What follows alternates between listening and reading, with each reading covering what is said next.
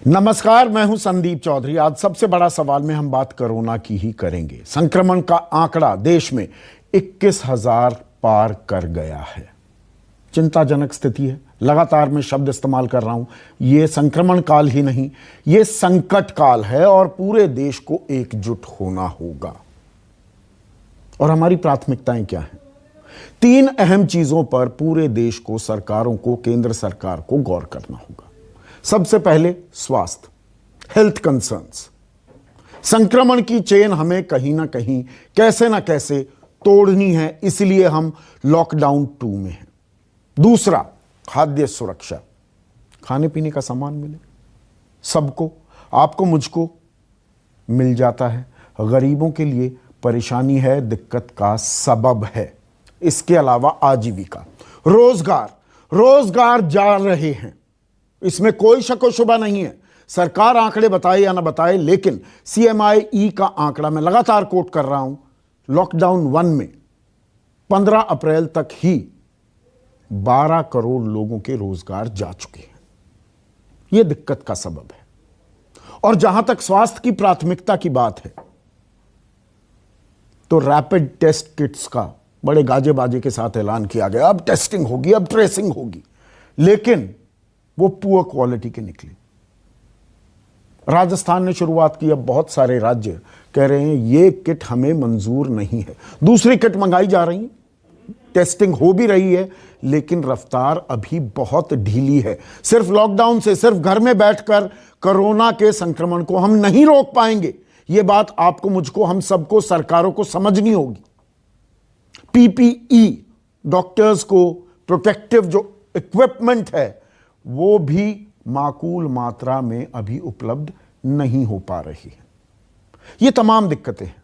21 अप्रैल को थोड़ी रियायत दी गई, कारोबार खोले गए, खास ग्रामीण इलाकों में, लेकिन सरकार ने एक पीनल प्रावधान भी लगा दिया कि आपकी फैक्ट्री में, आपके कारोबार में, आपके कारखाने में अगर कोई कोरोना पॉजिटिव मिल गया तो 3 महीने के लिए फैक्ट्री सील हो जाएगी। अब इंडिया इनकॉर्पोरेटेड इस बात को लेकर बहुत ही शंकित है। अब कुछ क्लैरिफिकेशन आई है, लेकिन अभी भी धंधा कोई खोलने को तैयार नहीं है। ये तमाम ऐसी बातें हैं जिन पर हमें चर्चा करनी चाहिए। लेकिन चर्चा किस बात की हो रही है? चर्चा हो रही है हिंदू मुसलमान। सांप्रदायिक रंग दिया जा रहा है। लड़ाई पूरे देश की है, पूरी दुनिया की है, और हम यहां पर कहीं ना कहीं हिंदू मुसलमान भी करते दिख रहे हैं। आज कांग्रेस वर्किंग कमेटी की बैठक हुई। कांग्रेस की अध्यक्ष, अंतरिम अध्यक्ष सोनिया गांधी ने कम्युनलिज्म को लेकर, सांप्रदायिक रंग जो दिया जा रहा है, उस पर सरकार पर वार किया, तो सरकार ने भी पलटवार किया। इसी पर आज हम चर्चा करेंगे। पहले 2 बयान सुन लीजिए। TWC इस बात पर चिंतित है कि जब पूरा देश कोविड-19 से मिलकर लड़ाई लड़ रहा है, तब भी भाजपा सांप्रदायिक बंटवारे की आग लगाने का प्रयत्न कर रही है। And the nation needs to be worry of such elements, forces and political parties as also individuals. Congress समाज में जानबूझकर भेद तैयार कर रही है, और ये भेद समाज को तकलीफ देता है। इसलिए हम इनके ऐसे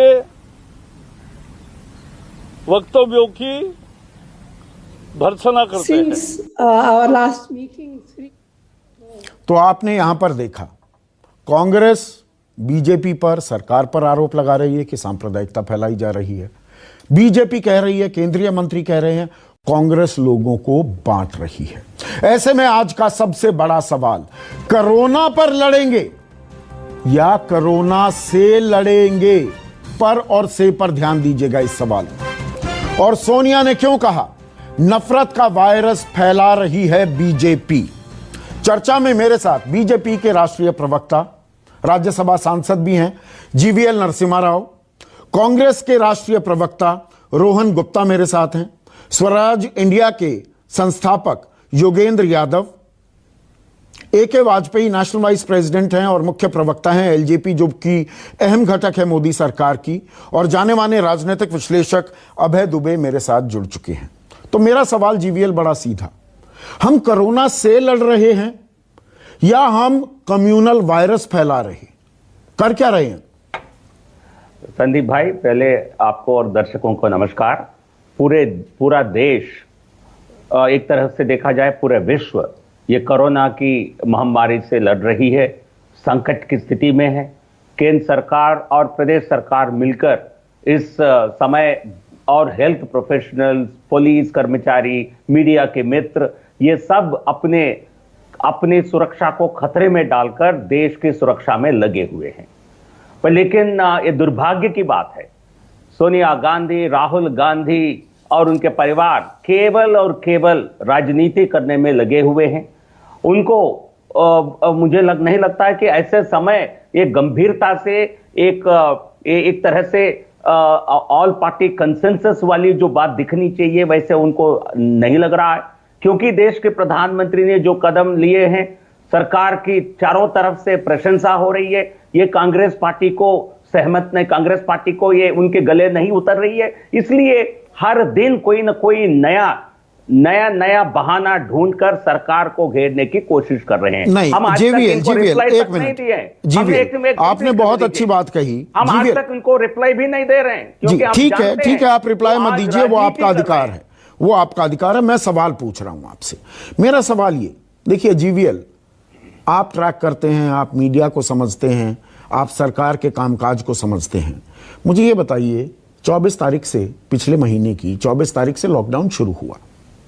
पहले 5-6 दिन पूरा देश संक्रमण कैसे रोकेंगे, क्या हमें कदम उठाने चाहिए, चर्चा लगातार उस पर हो रही थी। फिर तबलीगी जमात आती है, और जो उन्होंने किया, मैं लगातार अपने कार्यक्रम में मेंटेन कर रहा हूं, वो गैर जिम्मेदाराना था, वो आपराधिक था। लेकिन 31 मार्च से और आज जिस तारीख में हम बैठे हैं, पिछले 3 हफ्तों से ज्यादा, 3.5 हफ्ते में, क्या हम सिर्फ और सिर्फ हिंदू मुसलमान नहीं कर रहे हैं? क्या पूरा नैरेटिव बदल गया है? अरे कोरोना वायरस से लड़ना है कि कम्युनल वायरस फैलाना है? मेरा सवाल अभी भी ज्यों का त्यों है। नहीं संदीप जी, नहीं, मीडिया में कुछ डिस्कशंस इस बात को लेकर हो रहे होंगे। ये तबलीगी जमात को लेकर चर्चा है, क्यों नहीं हो सकती है, क्यों नहीं होगी? जब पूरे देश में जिस स्तर पर संक्रमण हुआ, इसमें एक इवेंट के कारण कुछ प्रदेशों में 90% केसेस तबलीगी के कारण संक्रमित हुए हैं, तो उस पर चर्चा होगी। इसमें मुसलमान की कहां बात आई? मैंने कभी इस शब्द का प्रयोग तक नहीं किया। आपने नहीं किया, बिल्कुल नहीं किया, ये मानते हुए, पर मैं नाम समेत आपके सहयोगियों, सह प्रवक्ताओं और बाकी नेताओं के क्या मैं बयान सुनवाऊं, मैं और इस जहर को फैलाऊं?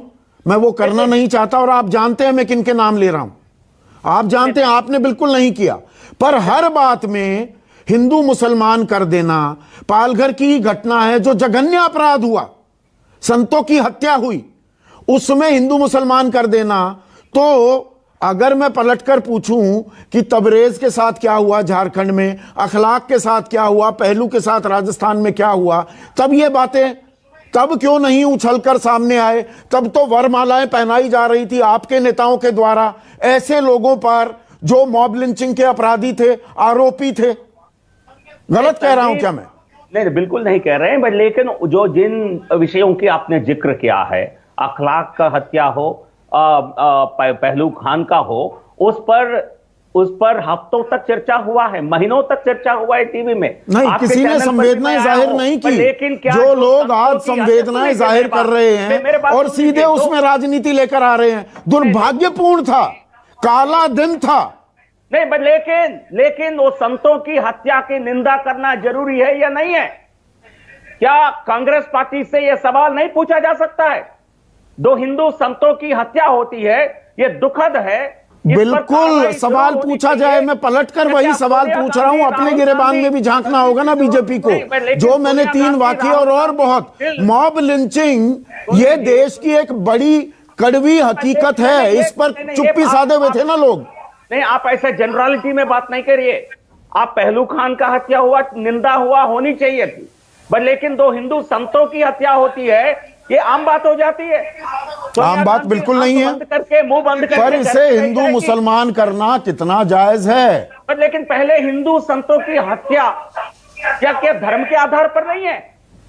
ये धर्म के आधार पर हुआ। संत है, हिंदू संत कम से कम ये तो कह सकती थी ना सोनिया गांधी, राहुल गांधी क्या इसकी निंदा नहीं कर सकते थे?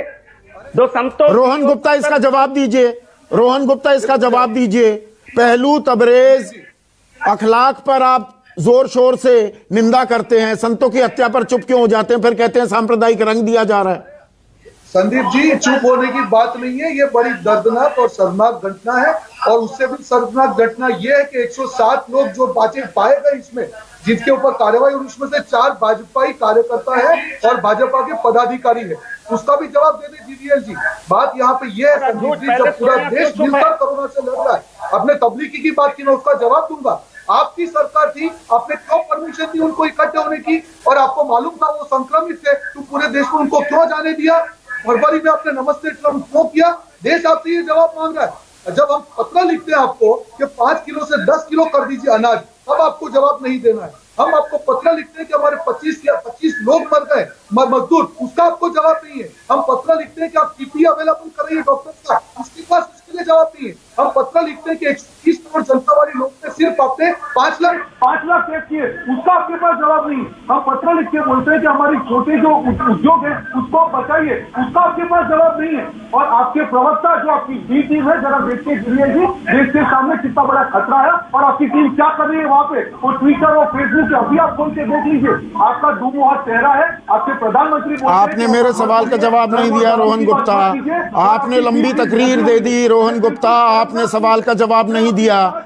किसी की भी हत्या हो, मॉब लिंचिंग हो, और सरकार आपकी है महाराष्ट्र में, ऐसे में आपकी अध्यक्ष, आपकी अंतरिम अध्यक्ष राहुल गांधी कोई शब्द ना बोले तो सवाल पूछे जाएंगे? बिल्कुल नहीं संदीप जी, कांग्रेस ने बाकायदा, हमारी सरकार है वहां पे प्रेस इनको, हमने वहां के हमारे मंत्री ने प्रेस करके इस मुद्दे पे कड़क से कड़क कार्रवाई करने का किया है। 107 लोगों के सामने मुकदमा दायर हुआ है। एआईसीसी ने प्रेस करके इसको कंडेम किया है। मैं हिंदू हूं, एक साधु की हत्या होती है, मुझे दिल से दुख है, ये नहीं होना चाहिए, पर इसका मतलब ये नहीं है कि भाजपा इस पर राजनीति करे और झूठ फैलाए। पर देखिए, मैंने ये इस सवाल पर अभी चर्चा कर ली। 1 मिनट, AK वाजपेयी स्क्रीन पर, AK वाजपेयी, क्या हमें ये चर्चा करनी चाहिए? 21,000 से ऊपर आंकड़ा पहुंच गया है, हम स्टेज 3 में भी आ सकते हैं, ये लाखों में भी जा सकता है। रैपिड टेस्ट किट वो फॉल्टी निकलती हैं, उनमें दिक्कतें निकलती हैं, पीपीई डॉक्टर्स तक पहुंच नहीं पा रहा है। हम यहां पर हिंदू मुसलमान पर चर्चा करने बैठे हैं, यह दुखद नहीं है क्या AK वाजपेयी?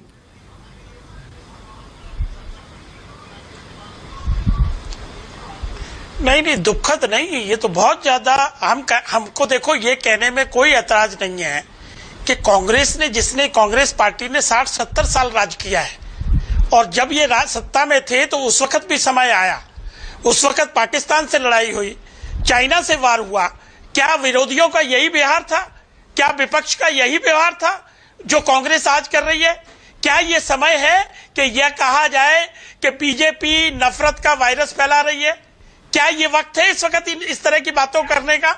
आप सजेशन दे सकते हैं, आप क्रिटिसिज्म करेंगे, हर बात सजेशन ली जाती है क्या? समय नहीं चल रहा।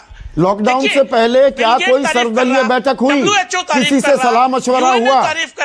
किसी से सलाह मशवरा या सर्वदलीय बैठक हुई संपूर्ण लॉकडाउन से पहले? नहीं है सवाल, ये एकदम रैंडमली आ गया।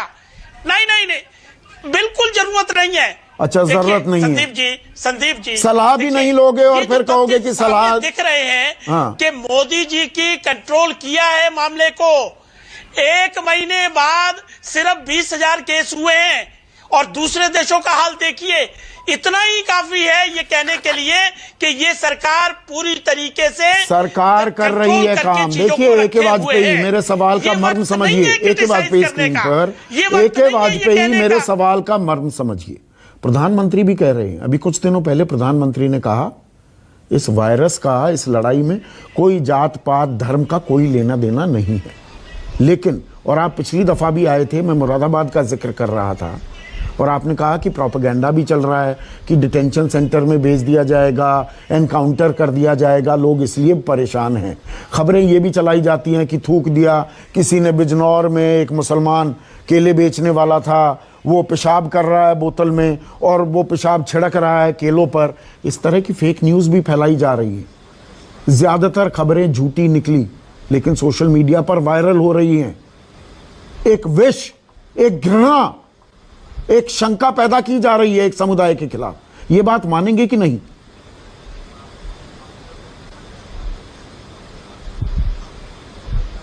नहीं, हम नहीं मानेंगे, हम नहीं मानेंगे। देखिए दो चीजों को अलग करिए, सरकार को अलग करिए, पॉलिटिकल पार्टी को अलग करिए। देखिए एक बात समझिए, सरकार को दोनों आंखों से बराबर सबको देखना पड़ेगा जो ये सरकार देख रही है। देखिए कोई भी स्कीम आएगी, मुस्लिम को भी मिलेगी, हिंदू को भी मिलेगी। देखिए अगर फर्क नहीं करेंगे तो ये मामला नहीं चलेगा।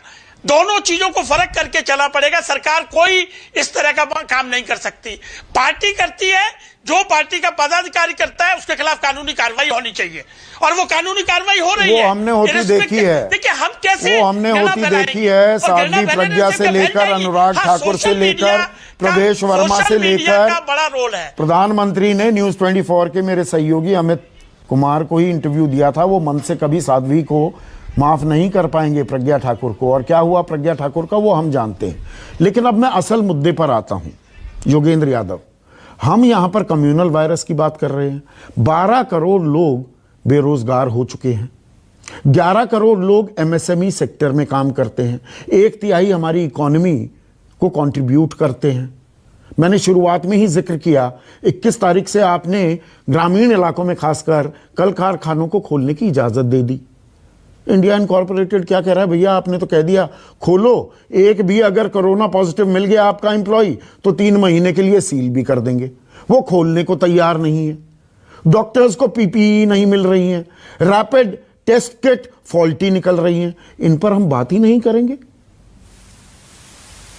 यही सबसे बड़ा सवाल है संदीप भाई जो आपने उठाया है, और मैं अपने साथियों को याद दिलाना चाहता हूं कि ऐसे किसी भी बड़े संकट में लोकतांत्रिक देश बेहतर साबित होते हैं बजाय कि अधिनायकवादी देशों के। ये इतिहास का निष्कर्ष है, अर्थशास्त्र का निष्कर्ष है।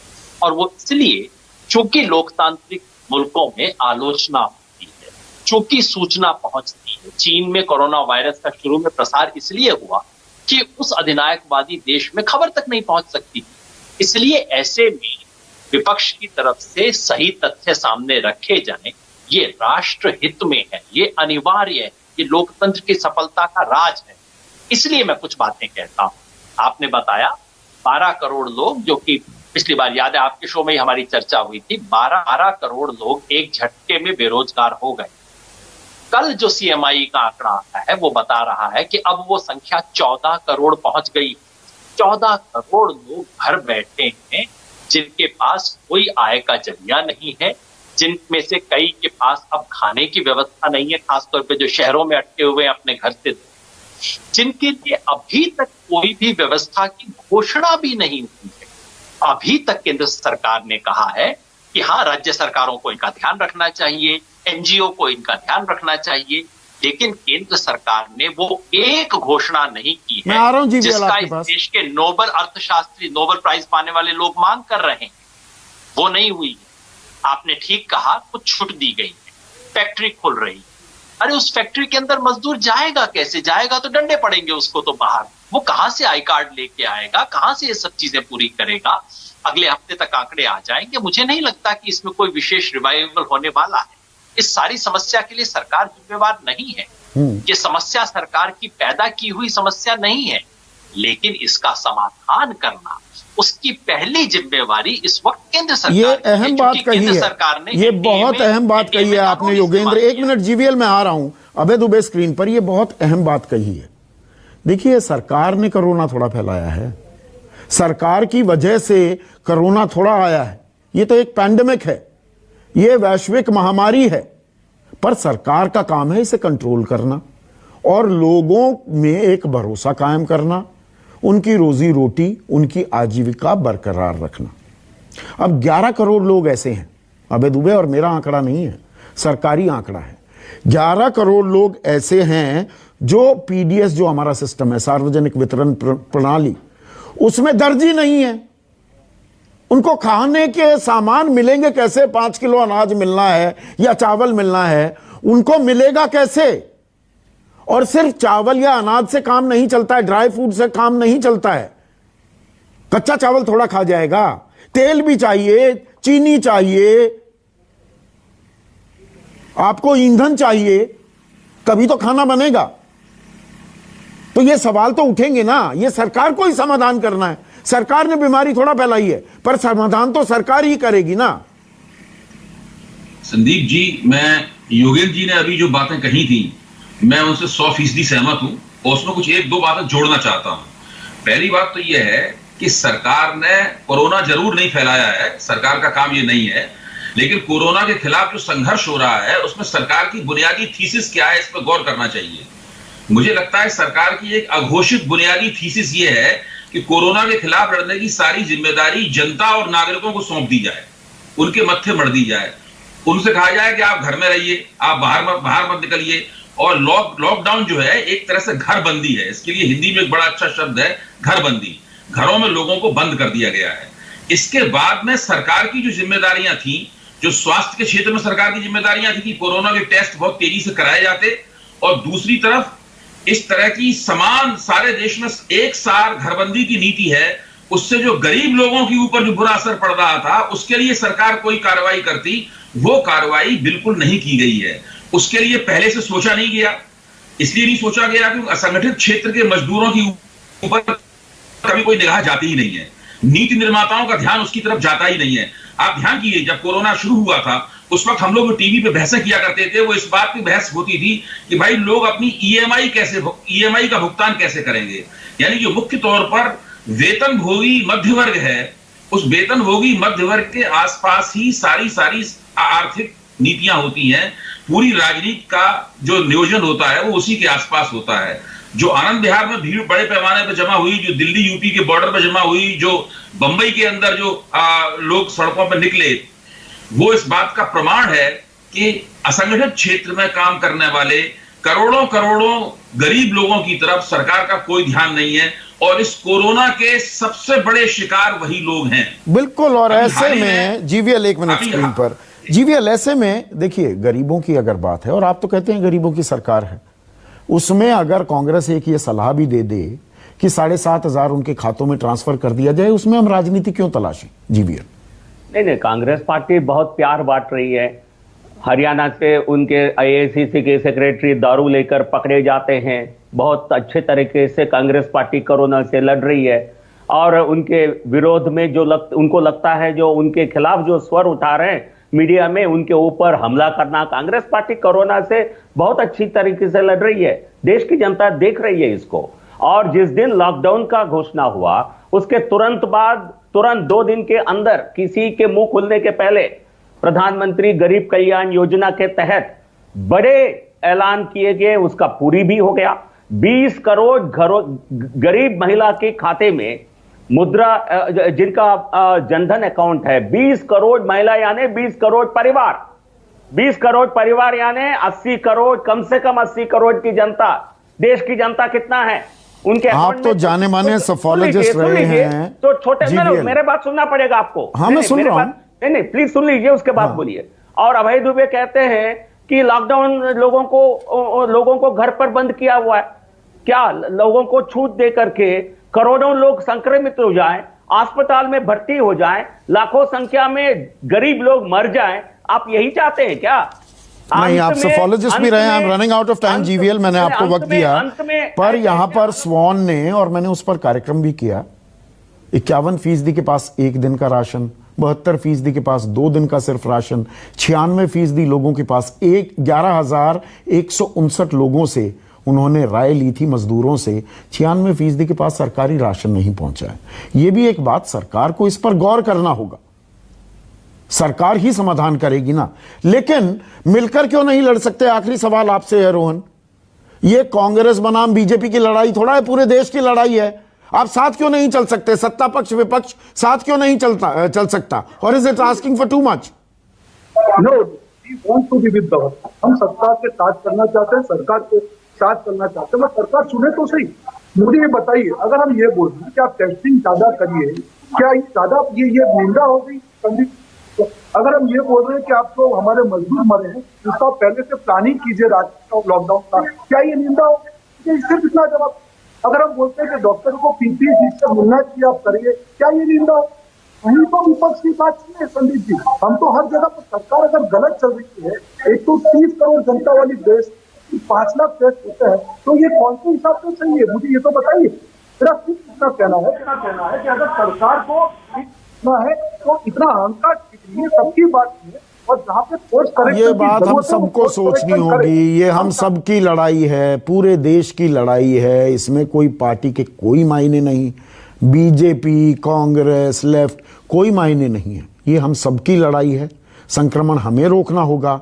और जो जैसा मैंने शुरुआत में कहा, सिर्फ ये हेल्थ इशू नहीं रह गया है, रोजी रोटी का भी सवाल है, आजीविका का भी सवाल है, खाद्य उपलब्ध कराने होंगे और नौकरियां भी बचानी होंगी। ये तमाम काम एक होलिस्टिक अप्रोच सरकार को लेकर चलनी होगी। इसी उम्मीद के साथ आज के लिए बस इतना ही। नमस्कार।